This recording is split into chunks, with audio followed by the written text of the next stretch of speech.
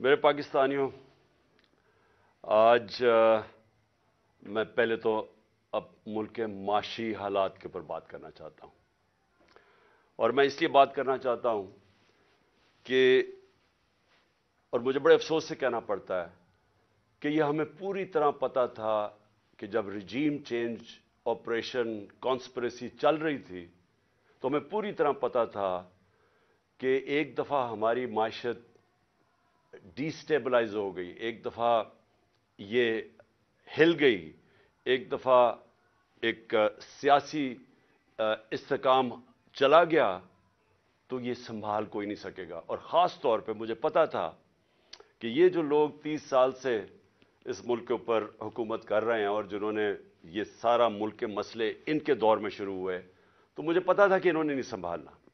تو میں نے اپنی طرف سے پوری جو نیوٹرلز تھے ان کو پوری طرح میں نے آگاہ کیا، اور میں بار بار یہ چیز اس لیے کہتا ہوں کیونکہ یہ ہمیں پتا تھا یہ ہونا ہے۔ اور شوکت ترین کو بھی، جو فائنانس منسٹر تھے، انہوں نے بھی پوری طرح سمجھانے کی کوشش کی کہ یہ نہیں سنبھلے گی، اور یہ بڑا مشکل سے ہم سنبھال کے بیٹھے ہوئے۔ اور کیوں مشکل تھی میں یہ بھی آپ کو بتا دوں، مشکل کیوں تھی۔ اسے کہتے ہیں کموڈٹی سپر سائیکل۔ اس کا مطلب ہے کہ ساری دنیا میں جو انرجی پرائسز ہیں، بجلی، تیل، پٹرول، کوئلہ، یہ ساری دنیا کے اندر ایک دم اوپر چلے گئے۔ کرونا کے بعد جو کہ ایک سپلائی سائڈ کے اندر ڈسرپشن دنیا میں آئی، یعنی جو اس سے نیٹ ورکس ٹوٹے، کیونکہ کرونا میں لاک ڈاؤن شروع ہو گئے، تو اس سے جو سب سے بڑا نقصان ہوا کہ جب سپلائیز ٹوٹی انرجی پروڈکٹس کی تو قیمتیں اوپر چلی گئی۔ تو ہم جب آخری دن ہمارے حکومتوں میں تھے تو جو تیل تھا وہ 110 سے 115 ڈالر پہ چلا گیا پر بیرل۔ آج بھی اوپر بھی گیا، 70-75 سے لے کے آج 85 پہ ہے۔ تو جب ہم تھے تو جب تیل اوپر جاتا ہے تو سب کچھ اوپر چلا جاتا ہے، اور پھر جس طرح میں نے کہا کہ باقی بھی جو کوئلہ اور گیس، یہ سب اوپر چلے گئے۔ تو ہمارے لیے مشکل تھا بڑا، کیونکہ ہم بڑا بیلنس کر رہے تھے کہ ایک طرف لوگوں کو بھی مہنگائی سے بچائیں، لیکن امپورٹڈ انفلیشن آ رہی تھی باہر سے، جو بھی چیزیں باہر سے آ رہی تھی۔ اب گھی، وہ پام آئل اوپر چلا گیا تو گھی کی بھی قیمتیں، دالیں اوپر چلی گئیں، تو ہم بڑی مشکلوں سے بیلنس کر رہے تھے۔ تو اس لیے ہم نے اپنی پوری کوشش کی بتانے کے لیے کہ دیکھیں، اگر آپ نے اس وقت یہ سازش کو کامیاب ہونے دیا تو یہ سنبھلے گی نہیں۔ تو آج مجھے بڑا افسوس سے کہنا پڑتا ہے کہ ہم اب ادھر چلے گئے ہیں کہ میں نہیں کہہ رہا، یہ معیشت کے ایکسپرٹ سے آپ پاکستان میں پوچھ لیں، بلکہ باہر بھی جو مضمون لکھے جا رہے ہیں پاکستان پہ، فائنینشیل ٹائمز میں ابھی پاکستان کے اوپر مضمون آیا ہے، سارے اب ایک بڑا خوفناک اور خطرناک پاکستان کی ایک پکچر بتا رہے ہیں کہ ہم جا کدھر رہے ہیں۔ اب میں صرف آپ کو بتانا چاہتا ہوں کہ 2 دنوں میں 33 روپیہ گرا ہے ڈالر کے مقابلے میں، اور ان کے 9 مہینے میں 84 روپیہ گرا ہے ڈالر کے مقابلے میں۔ یہ کیوں گرا ہے؟ پہلے یہ سمجھیں کہ روپیہ کیوں گر رہا ہے۔ روپیہ اس لیے گرا ہے کہ ہماری تاریخ میں سب سے خطرناک سٹیج پہ ہمارے فورن کرنسی ریزروز پہنچ گئے ہیں۔ آج ہمارے جو فورن کرنسی ریزروز ہیں وہ 3.6 ارب ڈالر ہے۔ میں صرف آپ کو موازنے کے لیے ہندوستان کے بتانا چاہتا ہوں کہ ان کے میرے خیال میں 600 ارب ڈالر سے زیادہ ریزروز ہیں، تو ہمارے آج 3.6 ڈالر پہ ریزروز آ گئے۔ میں صرف آپ کو بتانا چاہوں کہ جب یہ نو کانفیڈنس کا یہ موشن داخل کروائی گئی تھی اسمبلی میں، اس وقت ہمارے ریزروز 16.4 ارب ڈالر تھے۔ ہم جب گورنمنٹ میں آئے تھے تو وہ 8 اور 9 ارب ڈالر کے بیچ میں تھے۔ ہم نے ان کو ادھر سے اٹھا کے تو 16.4 ارب ڈالر پہ ہمارے ریزروز تھے جب نو کانفیڈنس دائر ہوا یہ سازش کے تحت۔ تو جب جب ادھر سے 16.4 سے آج پہنچ گئے 3.6 پہ، اس سے کیا ہوا؟ روپے پہ پریشر پڑنا شروع ہو گیا اور روپیہ گرنا شروع ہو گیا. تو یہ میں آج آپ کو بتاؤں کہ ہمارے دور میں یہ بار بار کہتے تھے تباہی کر دی ہم نے، مہنگائی کی تباہی کر دی. اس کے مہنگائی کے اوپر میں بعد میں آتا ہوں، لیکن روپیہ گر رہا ہے. اور بڑی وہ اسحاق ڈار وہاں سے سٹیٹمنٹس دیتا تھا لنڈن میں جدھر فرار ہوا تھا کہ میں نے یہ ڈالر کر دی اور میں یہ کر دوں گا، اور آپ کو پتہ ہے آتے ساتھ بھی اس نے پھر بڑھ کے ماری. تو وہ جو 84 روپیہ گرا ہے ہمارا ڈالر کے مقابلے میں صرف 9 مہینے میں. اب اس کا اثرات کیا ہیں؟ سب سے پہلے تو اس کے اثرات یہ ہیں کہ جو پاکستان میں رہنے والے ہیں، جن کا جینا مرنا پاکستان میں، جن کے روپے میں کماتے ہیں، جو تنخواہ دار ہیں اس ملک کے اندر، ان کے اوپر اب کیا اثر ہوا کہ اگر ان کے بینک میں پیسے پڑے ہوئے تھے تو ایک دم ان کے روپے کی قیمت گرنی شروع ہو گئی. یعنی جو روپیہ خریدتا تھا اس میں اب وہ کم چیزیں خرید سکے گا. لیکن جن کے پیسے باہر لنڈن میں اور آف شور اکاؤنٹس میں ڈالرز میں پڑے ہوئے ہیں، جنہوں نے بڑی محنت سے چوری کر کے پیسہ ملک سے باہر لے کے گئے ہیں، ان کی دولت میں اضافہ ہو رہا ہے. پاکستانیوں کی دولت میں کمی ہو رہی ہے، ان کی دولت اوپر جا رہی ہے. اور اس لیے میں ایک چیز بار بار کہتا ہوں، اور میں آج آپ سب کو یہ کہنا چاہتا ہوں، میری قوم غور سے میری بات سن رہے ہیں، کبھی کسی پارٹی کو ووٹ نہ دو جس کی لیڈرشپ کے پیسے ملک سے باہر پڑے. کیوں؟ کیونکہ اب ان کو کیا فرق پڑ رہا ہے؟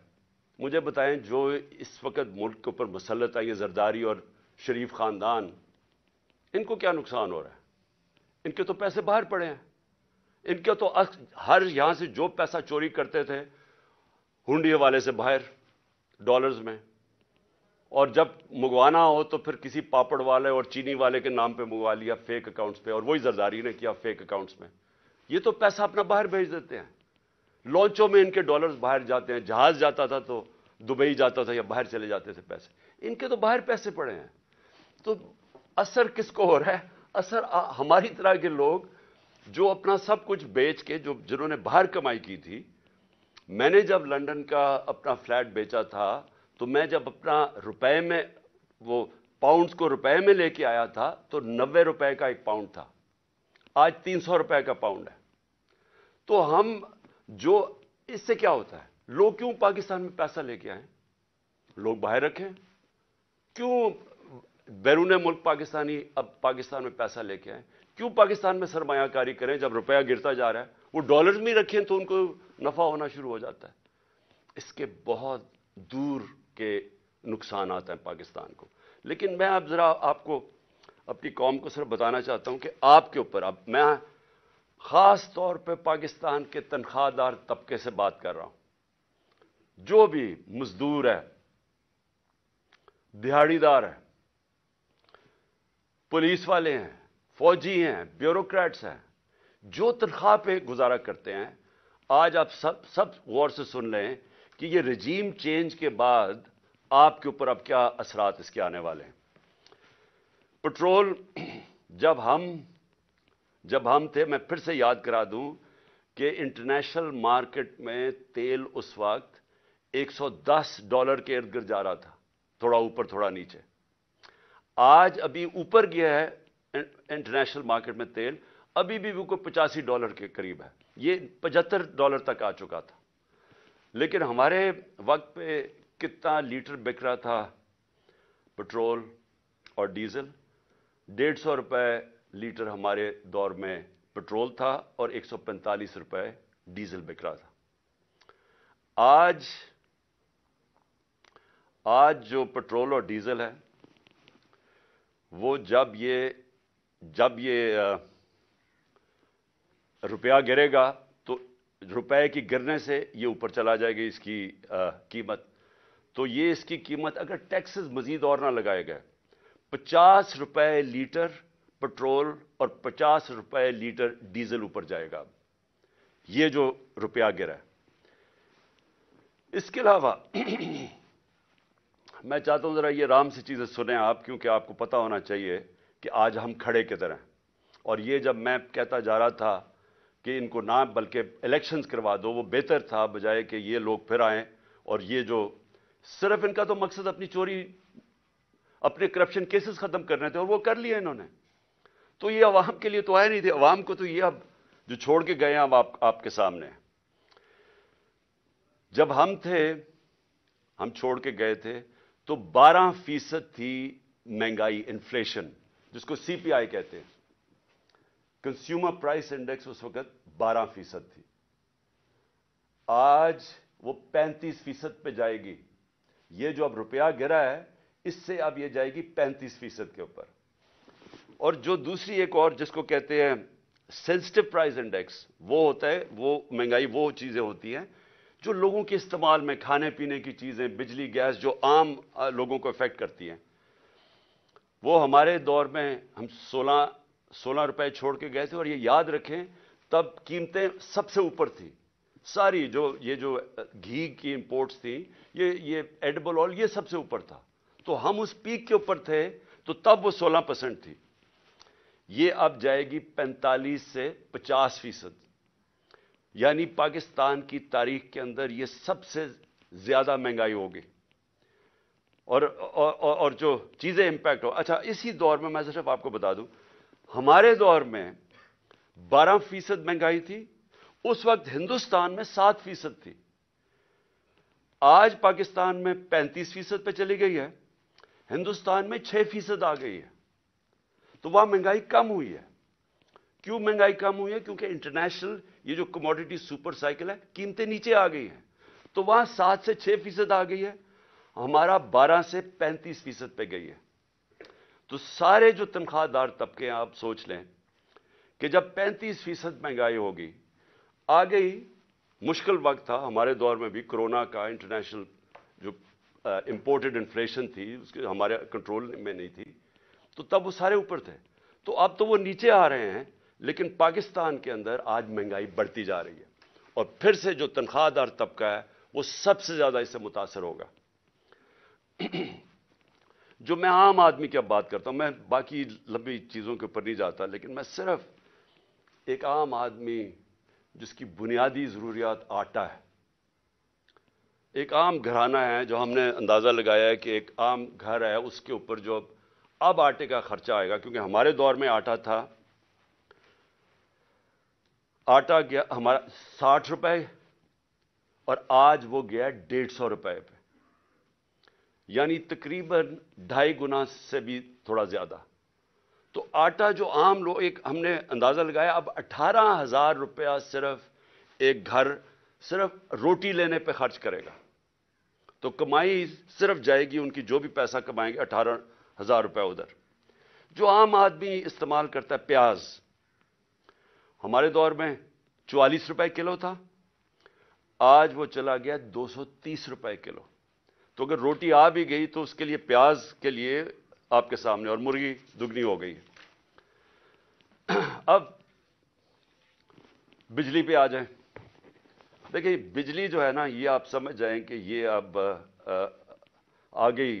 جو بجلی کے بل ہیں، لوگ پہلے سے شور مچا رہے تھے، ہمارے دور میں بھی لوگ شور مچا رہے تھے کیونکہ بجلی سب کو افیکٹ کرتی ہے. تو ہمارے 16 روپے یونٹ بجلی تھی تب، آج 36 روپے یونٹ ہے. لیکن اب اس کے یہ جو روپے گرنے کے بعد یہ پہنچ جائے گی، اس میں 8 روپے یونٹ مزید اضافہ ہوگا. گیس 47% گیس کی قیمتوں میں اب اضافہ ہوگا. اور ایک یہ سوچ رہے ہیں، ان کو کہا جا رہا ہے کہ آپ پچھلی جولائی سے گیس کی قیمتیں وصول کریں، 47% بڑھا کے ان کو وصول کریں. اس کا امپیکٹ عام لوگوں کو تو میں نے بتا دیا آپ کے اوپر کیا ہوگا، لیکن میں اب آپ کو بتاؤں کہ اس کا امپیکٹ پوری معیشت کے اوپر کیا ہوگا. سب سے بڑا اس کے اوپر امپیکٹ ہوگا پاکستان کی گروتھ ریٹ. یعنی جو دولت میں اضافہ ہوتا ہے، جس کو گروتھ کہتے ہیں دولت میں، وہ اس پہلے گر رہا تھا. انڈسٹری بند ہو رہی تھی، کسان متاثر تھا. کسان نے صرف یوریا کے اوپر، ہم نے کیلکولیٹ کیا ہے کہ یوریا کی جو قیمت بڑھی ہے 60 अरब रुपया किसानों का गया है सिर्फ इजाफी यूरिया की कीमत पे। ये जो गंदम की फसल उगानी है, जो उगाई थी उन्होंने, ये जो अभी कटेगी मार्च और अप्रैल में, 60 अरब रुपया सिर्फ गंदम उगाने के लिए यूरिया पे एक्स्ट्रा उनको इजाफा, उसकी महंगाई की वजह से इफेक्ट हुआ है। हमारी इंडस्ट्री बंद हो रही है। आज पाकिस्तान के अंदर बेरोजगारी बढ़ रही है। बेरोजगारी इसलिए बढ़ रही है कि इंडस्ट्रीज, एक्सपोर्ट इंडस्ट्री, वो सारी मुतासर हो रही हैं। पाकिस्तान की एक्सपोर्ट्स गिर रही हैं क्योंकि इन्होंने जो पॉलिसीज बनाई रॉ मटेरियल बंद करने की, सोचे समझे बगैर, उससे मुतासर हो गई एक्सपोर्ट्स।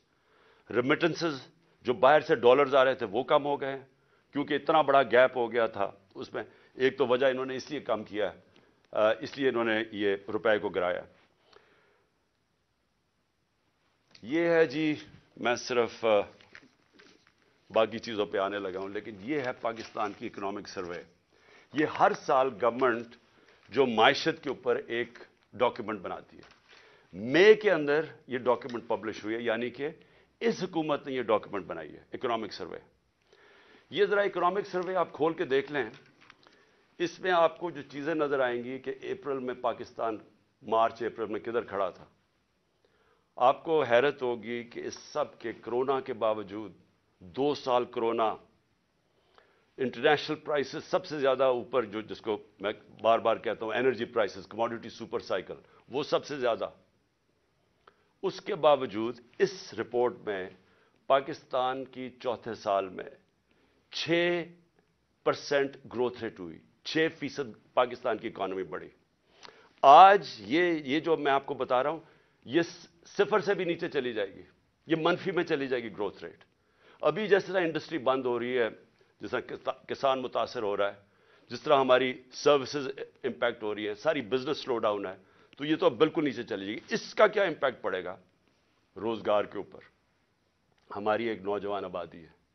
मुझे बड़ा फख्र था कि हमारे दौर में 18 लाख नौकरियां हम हर साल मजीद बढ़ाते थे, और हमने अपने 3 साल में 55 लाख नौकरियां बढ़ाई। मैं फिर से कहता हूं, ये कोरोना का दौर था, जब लॉकडाउन के दौर था, उसमें हमने 55 लाख नौकरियां बढ़ाई। अभी सिर्फ टेक्सटाइल वालों से पूछ लो, बाकी चीजें छोड़े, सिर्फ टेक्सटाइल इंडस्ट्री से पूछ लो कि उनको कितना नुकसान हुआ है, उनकी कितनी ज्यादा बेरोजगार हुए हैं सिर्फ टेक्सटाइल वर्कर्स। हमारे दौर में टेक्सटाइल इंडस्ट्रीज को कार वर्कर्स नहीं मिलते थे, मजदूर नहीं मिलते थे। आज ये हालात है, आप फैसलाबाद जाके देख ले तो आपको नजर आ जाएगा कि किस तरह की बेरोजगारी है और मजीद आगे आ रही है। ये जो इसी में सर्वे में हमारी जो लार्ज स्केल मैन्युफैक्चरिंग है तकरीबन 12% थी। ये 17 साल के बाद हमारी इंडस्ट्री भी ऊपर गई, हमारी ज़राअत भी ऊपर गए, हमारी सर्विसेज इंडस्ट्रीज भी ऊपर गई। रिकॉर्ड टैक्स कलेक्शन हुई। हमारे जो जिस रेट पे हमारा टैक्स बढ़ रहा था, ये भी रिकॉर्ड था पाकिस्तान में, 6000, ये इसमें सब कुछ है, 6000 अरब रुपए से ऊपर हमारा टैक्स कलेक्शन हो गई। तो हर चीज जब ऊपर जा रही थी, जब ये चेंज आया। अब मैं इसकी जरा आपको अगली चीज बताता हूं कि अब हम मुल्क जा किस तरफ रहा है। मैं इसलिए ये कहना चाहता हूं कि मुझे अब सबसे पहले तो खौफ आ रहा है कि जब मैंने पहले बात की थी कि ये जब मायशत नीचे चली जाएगी और इनके होते नीचे जाएगी, क्योंकि इसहाक डार जब 99 में जब छोड़ के गया था मायशत, तो तब भी वो लाइफ सपोर्ट मशीन पे थी, और इसके बाद 2018 में भी वो बुरी तरह छोड़ के गया था, एक्सपोर्ट्स में कोई इजाफा नहीं था। और अब आके उसने वहां ले गया है कि पाकिस्तान की नेशनल सिक्योरिटी को खतरा है। मैं इसलिए ये कह रहा हूं कि जिन लोगों ने अब बेल आउट करना है पाकिस्तान को, इसमें से जो निकालेंगे, जो हम अब उनसे भीख मांगेंगे, क्योंकि हमारी आमदनी की अब तो है ही नहीं, जिधर से हमने डॉलर कमाने थे वो तो नीचे जा रहे हैं, रेमिटेंसेस, और अगर एक्सपोर्ट्स नीचे जा रही है तो हमारे तो डॉलर कम हो रहे हैं अब। तो अब हमने किसी से हाथ फैला के जो भी मदद मांगेंगे, ये याद रखें कि वो एक कीमत मांगेंगे। खुदा ना खास्ता वो उस तरफ ना जाएं जो अब श्रीलंका को उन्होंने कहा है कि 50% अपनी फौज कम करो। मिस्र को भी IMF ने कहा है कि अपने فوج کے خرچے کم کرو. تو جو بھی آپ بیل آؤٹ کرے گا وہ آپ کنڈیشنز دے گا. تو پہلی تو کنڈیشنز میں نے آپ کو بتا دی کہ ابھی انہوں نے مزید اور ٹیکسز لگانے ہیں کیونکہ ہماری ٹیکس کلیکشن گر گئی ہے. 400 ارب روپے کے ٹیکسز لگانے ہیں تو وہ بھی مہنگائی پیدا کرے گا. انہوں نے یہ جو پٹرول اور ڈیزل اور بجلی کی قیمتیں بڑھانی ہیں تو وہ اور مہنگائی کرے گا. تو عام آدمی کو سارا کچھ افیکٹ کرے گا. لیکن سب سے زیادہ کہ یہ ملک ایک بڑا خواب پاکستان، اس کی سیکیورٹی کی ہر اس پاکستانی کو فکر ہے جس کا جینا مرنا اس ملک میں. وہ لوگ جن کا سٹیک پاکستان میں نہیں ہے ان کو اس کی فکر نہیں ہے. ان کو تو باہر بیٹھے ہوئے ہیں، جب مشکل آتی ہے باہر چلے جاتے ہیں. مسئلہ یہاں پاکستان کے لوگوں کو ہے اور یہ میرا سب سے پہلے میں آپ کو بتاؤں کہ میرا یہ خطرہ ہے. دوسرا مجھے جو خوف آ رہا ہے وہ یہ کہ جن لوگوں نے، اور یہ جو چند لوگ تھے جنہوں نے یہ رجیم چینج کے اندر پوری سازش کر کے گرائی تھی گورنمنٹ، مجھے خوف ہی آ رہا ہے کہ انہوں نے کوئی یہ پچھلے 8 مہینے میں کوئی سبق نہیں سیکھا.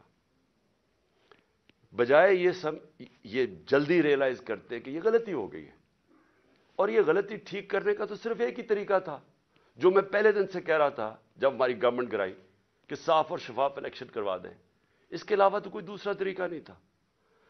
بجائے اس طرف جانے کے مزید اور پاکستان کو دلدل میں ہم نیچے جاتا جا رہا ہے. کیسے ہو یہ رہا ہے کہ عوام کے خوف سے کہ عوام نے اب سوال پوچھنے ہیں.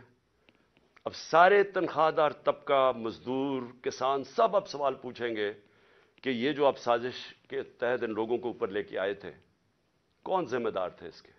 قوم سوال پوچھے گی. تو اس کے منہ بند کرنے کے لیے اب ساری حرکتیں ہو رہی ہیں. بجائے یہ کہ وہ قوم کو فیصلہ کرنے دے کون کس کو وہ لانا چاہتے ہیں، ایک جمہوری طریقے سے، ایک صاف الیکشن سے وہ قوم الیکٹ کر لے وہ لوگوں کو جس کو بھی وہ لے کے آئے، اور وہ اس کو مینڈیٹ دے کہ ہمیں اب اس مشکل وقت سے نکالیں. الٹا دوسری طرف نکل گئے ہیں. جو اس وقت طاقتور لوگ پیچھے بیٹھے ہوئے ہیں، مجھے خوف آ رہا ہے کہ وہ پاکستان کو کدھر لے کے جا رہے ہیں. سب سے پہلے وہ پاکستان کی جمہوریت کو تباہ کرنے پہ تلے ہوئے ہیں. ہر حرکت ابھی یہ کی جا رہی ہے کہ ملک کو ایک فیشزم کی طرف، ایک خوف اور ہراساں پھیلایا جا رہا ہے. یہ میں پچھلے 7 مہینے سے دیکھ رہا ہوں. میں بار بار کہتا ہوں کہ میں نے جنرل مشرف کا مارشل لاء دیکھا. میں آپ کو یقین سے کہتا ہوں کہ کبھی اس طرح کا خوف، جس طرح کی فیشسٹ طور طریقے استعمال کیے جا رہے ہیں، میں نے کبھی ایسا نہیں دیکھا. وہ حرکتیں کی جا رہی ہیں ان لوگوں کو، ہم جو اس وقت بیٹھے ہوئے ہیں اپوزیشن میں، کہ ایک ملک کے غداروں سے ایسے کیا جاتا ہے. میں تو یہ سوچتا تھا نا کہ ملک کا کوئی غدار ہو تو اس سے اس طرح کی چیزیں کی جائیں. کوئی بیرونی ملک سے کوئی اسپائے آیا ہوا کلبھوشن ٹائپ، اس سے. میں نے کبھی نہیں یہ سوچا تھا کہ اپنے لوگوں سے اس طرح کے جو اسٹریٹجی، جو ٹیکٹکس استعمال کی جا رہی ہیں، اور جو کبھی کسی کو، اعظم سواتی کو جو اس کے اوپر ظلم کیا صرف خوف پھیلانے کے لیے، فواد چودھری اس کو اٹھا لیا جس طرح. اور رات کے، اچھا آتے بھی ہیں، چلے دن کے وقت آ کے اٹھائیں، وارنٹ دکھا کے اٹھائیں. رات کے اندھیرے کے اندر صبح کے 3 بجے اعظم سواتی کو، 6 بجے صبح فواد چودھری کو. یعنی کون، ہم کوئی قوم کے مجرم ہیں. اور اس کے علاوہ جو میڈیا سے کیا، جو ارشد شریف سے کیا، میڈیا کے لوگوں کی صرف آواز بند کرانے کے لیے، اس ملک کی جمہوریت ختم کرنے کے لیے، تاکہ لوگوں کو ڈر سے کہیں لوگ ان چوروں کے پیچھے لگ جائیں. ساری کوشش کی جا رہی ہے کہ ہم گھبرا کے، ڈر کے ہم کہیں جی چلیں ٹھیک ہے جی یہ چوری قبول ہے. میں آج اپنی قوم کو بھی بتانا چاہتا ہوں، اور وہ لوگ جو یہ کر رہے ہیں ان کو بتانا چاہتا ہوں کہ آپ ملک کو ادھر دھکیل رہے ہیں. یہ ساروں کے ہاتھوں سے نکل جانا ہے. ابھی اس طرف تقریباً پہنچ گئے ہم. یہ جو معیشت سے ہوا ہے، یہ جو مہنگائی آ رہی ہے، اور ایک طرف مہنگائی آ رہی ہے، دوسری طرف بے روزگاری آ رہی ہے، اور تیسری طرف تنخواہ دار طبقہ ہے. جب اس کی تنخواہ ختم ہو جائے گی 10-12 دنوں کے اندر، وہ کیسے گھر گزارا کریں گے؟ تو یہ تو ابھی آواز اٹھنے والی ہے اس قوم کے اندر. اور اس کے اندر جو ایک جمہوری طریقہ اسے نکالنے کا، ایک سیاسی استحکام پیدا کرنے کا، اس کو ختم کر کے اور زیادہ خوف اور ہراساں پھیلایا جا رہا ہے اور کونے سے لگایا جا رہا ہے جو ملک کی سب سے بڑی جماعت ہے. اور اس سے کیا ہوگا؟ اس سے پاکستان مزید دلدل میں پھنسے گا. ہمارا اس وقت حالات یہ ہیں کہ معیشت تو جا ہی رہی ہے، پاکستان کے چن چن کے ادارے تباہی کی طرف جا رہے ہیں. پارلیمنٹ، فیڈرل پارلیمنٹ کی کیا حیثیت رہ گئی جب راجہ ریاض اپوزیشن لیڈر بن گیا؟ وہ پارلیمنٹ کیا ہے جدھر اپوزیشن ہی نہیں ہے؟ جو کہتا ہے میں نون لیگ سے ٹکٹ لڑوں گا وہ اپوزیشن لیڈر بن گیا. تو پارلیمنٹ ختم. ایف آئی اے کا کام ہے کرپشن پکڑنا، ایف آئی اے کا کام ہے جرم پکڑنا. ایف آئی اے کو صرف شہباز شریف کو وہ منظور چپڑاسی اور وہ جو 16 ارب روپے کی ان کی چوری پکڑی تھی اس کو مٹانے کے لیے، اس کو دبانے کے لیے ساری ایف آئی اے تباہ کر دی ہے. ایف آئی اے میں اپنے وہ چمچے ڈال دیے. ان سے کیا کر رہے ہیں کہ انتقامی کارروائی شروع کروا دی ہے ہر ایک کے اوپر. کہ میرے اوپر 70 کیسز کیے ہوئے ہیں، 70 ایف آئی آرز ہیں میرے پہ. ساری ٹاپ لیڈر جو جس سے ڈر لگتا ہے اس کو پکڑ لیتے ہیں، اس کے اوپر ایف آئی آر کاٹ دیتے ہیں. تو یہ کیا، اس سے کیا ہمارے منہ بند ہو جائیں گے؟ اس سے کیا ملک ٹھیک ہو جائے گا؟ ایف آئی اے، نیب جس نے ہمارے دور میں 480 ارب روپیہ ریکور کیا تھا 3.5 سالوں میں ملک کے لیے، 480 ارب روپیہ. آج 1100 ارب روپیہ جو نیب نے ریکور کرنا تھا وہ معاف کروا دیا چوروں کا، اور نیب کو پھر استعمال کر رہے ہیں. خیر وہ تو ٹوتھ لیس باڈی ہے، اس کے تو اپنی چوری بچانے کے لیے اس کو بھی ختم کر دیا ہے. یعنی لائسنس دے دیا ہے پاکستان میں وائٹ کالر کرائم کو. آج طاقتور اب چوری کرے گا جو ملک سے پیسہ باہر بھجوا دیتا ہے. نیب کی کوئی اب طاقت نہیں رہے گی اس کو پکڑنے کے لیے، صرف چھوٹے چور اب پکڑے جائیں گے. ہماری عدلیہ، ہمارا انصاف کا نظام، اس کے اوپر جتنا پریشر ڈالا ہوا ہے، اور صرف پریشر کس لیے ڈالا ہوا ہے کہ رول آف لا کے لیے نہیں، رول آف لا نہ آئے اس کے لیے پریشر ڈالا ہوا ہے. اور ہمارے سامنے ابھی یہ جو کیئر ٹیکر گورنمنٹ بنی ہے، میں اس کے اوپر آنا چاہتا ہوں کہ پہلے تو قوم کو سمجھ آنی چاہیے کہ کیئر ٹیکر گورنمنٹ کا مطلب ہی ہوتا ہے نیوٹرل امپائر. یہ لے کے کیئر ٹیکر گورنمنٹ اس لیے آئے تھے کہ کسی کو یہ خوف تھا کہ جی جو سٹنگ پارٹی الیکشن کروائے گی وہ صاف اور شفاف الیکشن نہیں کروائے گی، اور اس لیے کیئر ٹیکر گورنمنٹ کا آئیڈیا آیا. لیکن میرا پوائنٹ یہ ہے کہ کیا یہ جو شرمناک ہو رہا ہے کیئر ٹیکر گورنمنٹ کے نام پہ، یہ کبھی پاکستان کی تاریخ میں پہلے ہوا ہے؟ کبھی ایسا ہوا ہے کہ کیئر ٹیکر گورنمنٹ ہمارے بدترین مخالف کو وہاں بٹھا دیا، یہاں بھی اور پختونخوا کے اندر بھی؟ وہ بھی جب آپ کیبنٹ دیکھیں تو اس کا تحریک انصاف، سارے جو اینٹی تحریک انصاف ہے وہ وہاں کیبنٹ میں آ گیا، اور یہاں اس کو بٹھا دیا اور آتے ساتھ ہی کارروائیاں شروع کر دی ہیں جو فواد چودھری سے کی ہیں، اور باقیوں کے اوپر اب ایف آئی آرز بنا رہے ہیں. کیا یہ ہے نیوٹرل کیئر ٹیکر؟ یعنی کوئی قوم کو اتنا بیوقوف سمجھا ہوا ہے کہ آپ ایک طرف نیوٹرل امپائر کھڑا کر رہے ہیں اور بدترین ہمارے مخالف یہاں کھڑے کر دیے لا کے. اور پھر کیئر ٹیکر گورنمنٹ کیا کرتی ہے؟ میں ایک کیس صرف بتانا چاہتا ہوں، یہ جو جے آئی ٹی کا ہے. اب جے آئی ٹی بنی تھی، میں پہلے بھی اس کے اوپر بات کر چکا ہوں. یہ بنی تھی جو میرے اوپر حملہ ہوا، جو مجھے قتل کرنے کی طاقتور لوگوں نے جو سازش کی، اور جو میں ابھی بھی میری ٹانگ اس سے ریکور کر رہی ہے، میری ہڈی پوری طرح نہیں ابھی تک جڑی. تو وہ کیئر ٹیکر گورنمنٹ تو بننا چاہیے تھا ان کو کہ صرف الیکشن کروانے کے لیے. اس نے آتے ساتھ ہی پہلے تو انتقامی کارروائی شروع کی، جو آن گوئنگ سکیمز وہ ختم کر دی ہماری، سب غیر قانونی. جو ڈپارٹمنٹس کے ہیڈ لگے ہوئے تھے، جو نان پولیٹیکل لوگ تھے، ان کو ہٹانا شروع کر دیا. اور جو جے آئی ٹی ہے، جے آئی ٹی کو بند کر دیا. اب پروونشل جے آئی ٹی نے فائنڈنگز کی ہوئی تھی کہ ایک نہیں تھا، 3 شوٹر تھے.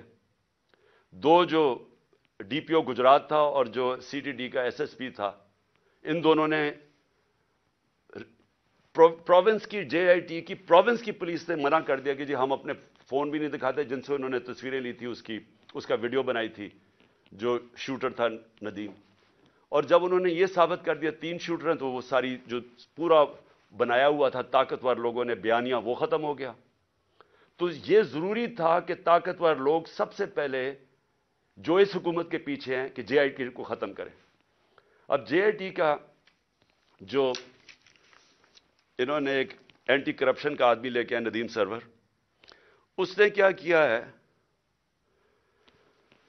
اس نے آتے ساتھ ہی سسپینڈ کر دیے جو انویسٹیگیٹنگ آفیسر تھا, اور سارا جو جے آئی ٹی کا ریکارڈ ہے وہ سیل کر دیا. کس چیز کا ڈر ہے؟ میں یہ سوال پوچھتا ہوں کہ اگر کسی نے کوئی غلط کام نہیں کیا تو ان کو ڈر کس چیز کا ہے؟ آخر ایک سب سے بڑی پارٹی کے ہیڈ ایکس پرائم منسٹر کو قتل کرنے کی کوشش کی گئی ہے.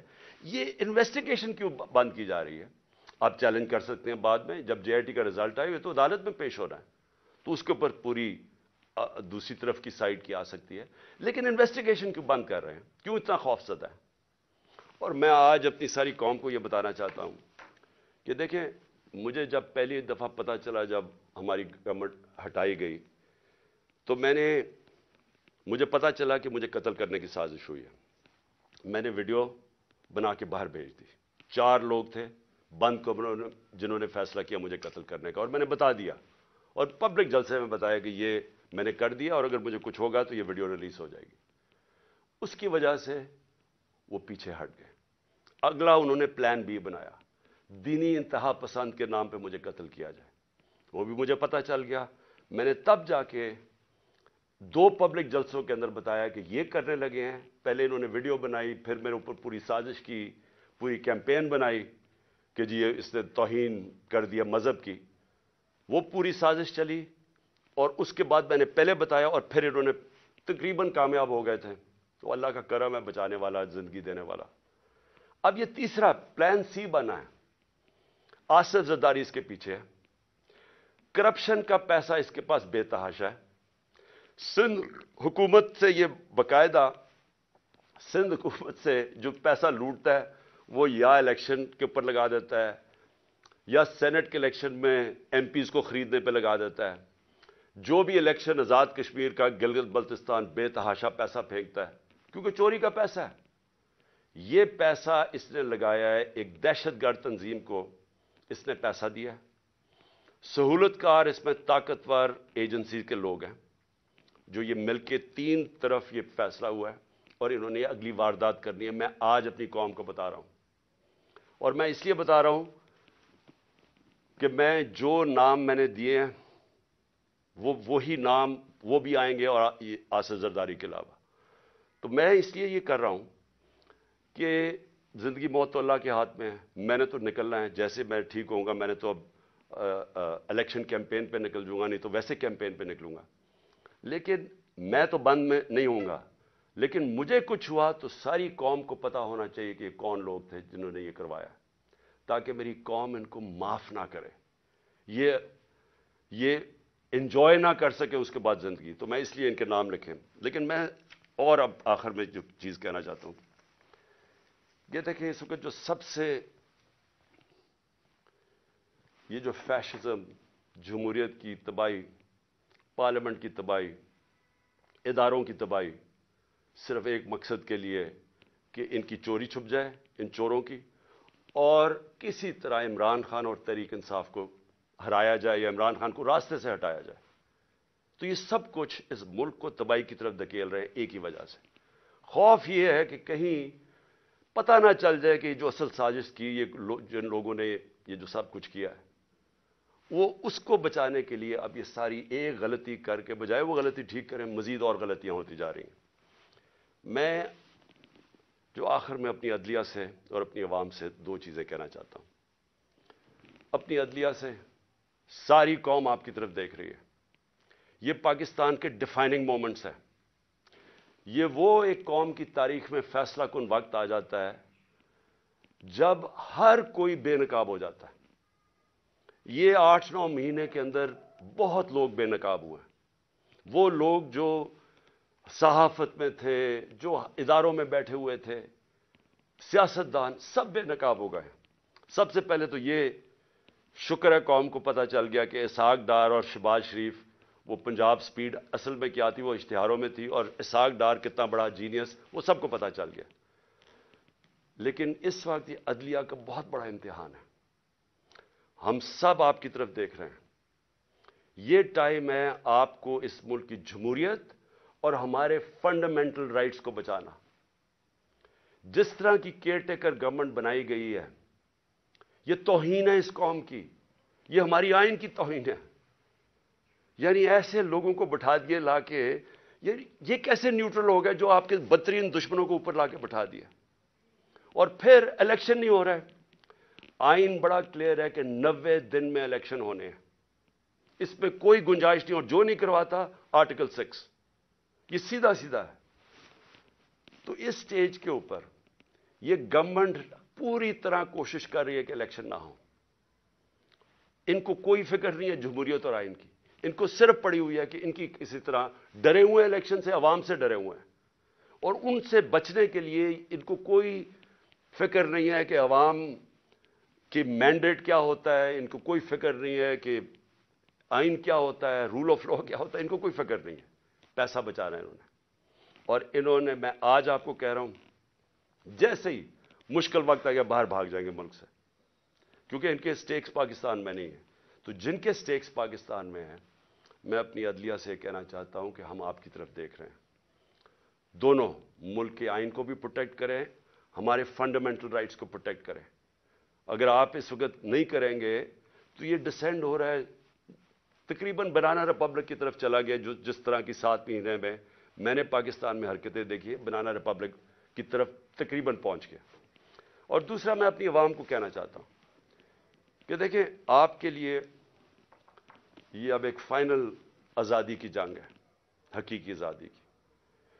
اس وقت خوف پھیلایا جا رہا ہے کہ جی فلانے کو پکڑ لیں گے, یہ پکڑ لیں گے, جو بھی کر دیں گے. دیکھیں, یہ جو خوف کی غلامی ہے یہ بدترین غلامی ہے. سارے دنیا کے فرعون جو آئے ہیں وہ خوف کی وجہ سے لوگوں کو غلام بناتے تھے, اور جب بھی خوف کا بت ٹوٹتا تھا لوگ آزاد ہو جاتے تھے. لیکن لوگوں کو جدوجہد کرنی پڑتی ہے, گھر بیٹھے بیٹھے آزادی نہیں ملتی.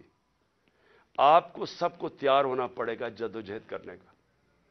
میں آپ کو اپنی طرف سے بتا دوں کہ جب تک میں زندہ ہوں, میں اس سسٹم کا, کرپٹ سسٹم کا, ان چوروں کا, جو بھی مجھے غلام بنانے کی کوشش کرے گا, میں اپنی ملک کی اور اپنی آزادی کے لیے لڑوں گا, آخری سانس اور آخری گیند تک لڑوں گا. لیکن میں اپنی قوم کو آج کہنا چاہتا ہوں کہ دیکھیں, تاریخ کے اندر یہ کبھی کبھی ایسے وقت آتے ہیں کہ آپ اپنے آپ کو آزاد کر لیں. آپ اگر اس کو چپ کر کے بیٹھ گئے, اور جس طرح کا یہ ظلم کا نظام بنتا جا رہا ہے اور مزید ظلم بڑھتے جائیں گے, جس طرح ٹائم گزرے گا انہوں نے اور زیادہ ظلم کے ذریعے آپ کو غلام بنانا ہے. جس طرح آپ اپنی آزادی کے لیے اور اپنے حقوق کے لیے کھڑے ہوتے جائیں گے, اللہ کی مدد آپ کے اوپر آئے گی. جہاد ہے ہی انصاف کے لیے جدوجہد کرنا, اس کو جہاد کہتے ہیں, اور یہ اللہ نے ہمارے پہ سب پہ فرض کیا ہے. تو میں آپ سب کو آج اپیل کر رہا ہوں آپ کے لیے کہ آپ نے آنے والے دنوں میں جس طرح کہ یہ ہمیں کوشش کر رہے ہیں کہ عوام کی آواز بند کرنے کی, ہمیں غلام بنانے کی, آپ نے جدوجہد کے لیے تیار رہنا ہے. میں انشاءاللہ پھر سے آپ کو بتا دوں کہ میں اس کے لیے پوری طرح تیار ہوں. میں آخری دم تک کھڑا ہوں گا, اور آپ نے اس ملک کے مستقبل کو بچانے کے لیے آپ نے کھڑے ہونا ہے. معیشت کا آپ نے دیکھ لیا حالات, آپ نے دیکھ لیے کہ یہ جس طرح کی مہنگائی, 50 سال میں ایسی مہنگائی نہیں آئی جو اب آئی ہے, اور مزید ابھی اور آگے آئے گی. اور یہ صرف یہ سمجھ رہے ہیں کہ اگر آپ کو ڈرا دھمکا دیں گے اور میڈیا کے پیسے دے کے چند لوگوں کو اپنے ساتھ ملا کے, تو اس طرح بھیڑ بکریوں کی طرح آپ کو دبا دیں گے, یہ اس کے پر امید لگا کے بیٹھے ہیں. انسان کے حقوق ہوتے ہیں, جانوروں کے حقوق نہیں ہوتے. انسان اگر اپنے حقوق کے لیے نہیں کھڑا ہوتا تو وہ جنگل کا قانون بن جاتا ہے اور وہ جانوروں کا نظام آ جاتا ہے. تو مجھے امید ہے کہ میں آپ تیار رہیں. آنے والے دنوں میں اگر انہوں نے ہمارے پہ ظلم کیا, ہم سب کھڑے ہوں گے, میں آپ کے ساتھ کھڑا ہوں گا. چند ہفتے, زیادہ سے زیادہ 2 ہفتے انشاءاللہ میں کھڑا ہو جاؤں گا, اور میں انشاءاللہ پھر نکلوں گا. پاکستان زندہ باد.